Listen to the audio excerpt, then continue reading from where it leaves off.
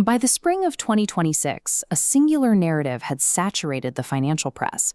Prominent outlets were reporting a sudden labor crisis in tech, framing artificial intelligence as the primary driver of mass job losses.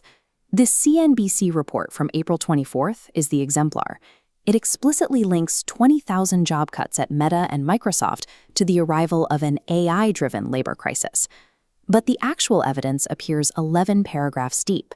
There, the article quotes Meta's internal memo to its staff verbatim. The memo describes a 10% reduction in force as a strategy to run the company more efficiently and offset the other investments the company chose to make. The internal rationale focused on capital allocation, while the public headline focused on the technology. These cuts occurred as Meta posted a record $56.3 billion in quarterly revenue. The company wasn't struggling. It was recording its highest earnings ever, while simultaneously shedding 8,000 roles. The data shows a series of aggressive human decisions made at the executive level. The layoffs were a tool used to fund new infrastructure, executed by leadership during a period of unprecedented profit. Artificial intelligence is serving as a convenient cover story.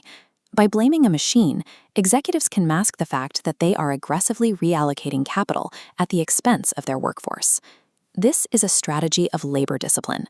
With workers remaining in their roles longer, companies are using more aggressive tactics to push people out the door, regardless of their performance or the company's bottom line. Nearly 900,000 tech workers have been laid off since 2020. This trendline reveals a consistent pattern of staff reduction that was well underway years before generative AI became a corporate priority. The financial mechanics are straightforward. Tech giants are actively draining their operating payroll to pay for massive AI infrastructure and server farms. They are liquidating human roles to finance hardware.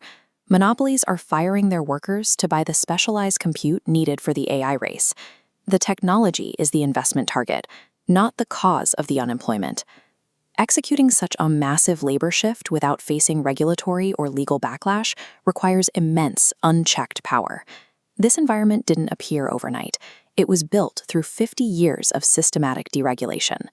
In 1978, Robert Bork's The Antitrust Paradox reframed enforcement as a narrow question of consumer welfare. This cleared the runway for the platform consolidation of the 2010s, ensuring that tech workers would eventually have nowhere else to go when the industry-wide cuts began. The 1998 Digital Millennium Copyright Act then criminalized the circumvention of software locks. This prevented users and workers from modifying or repairing the very machines they rely on, a precursor to the proprietary black box nature of modern AI models.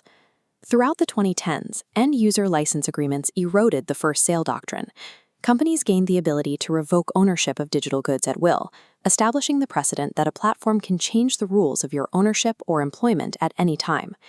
Because governments failed to enforce interoperability, users and workers became trapped within these corporate ecosystems. Without the ability to walk away or take their data elsewhere, they were left vulnerable to the aggressive labor discipline we see today. These legal collapses created the frictionless environment that AI now occupies. The technology inherited an architecture of total corporate control, one where labor bargaining power and consumer rights had already been dismantled. Demanding that we regulate AI targets the symptom rather than the systemic issue. If the technology is operating within a broken legal framework, the harms will continue regardless of how the AI itself is tuned. The path forward requires restoring the upstream mechanisms that once constrained corporate power: antitrust enforcement, the first sale doctrine, and genuine labor-side bargaining power. To assist this, we are developing an alternative called preservative AI.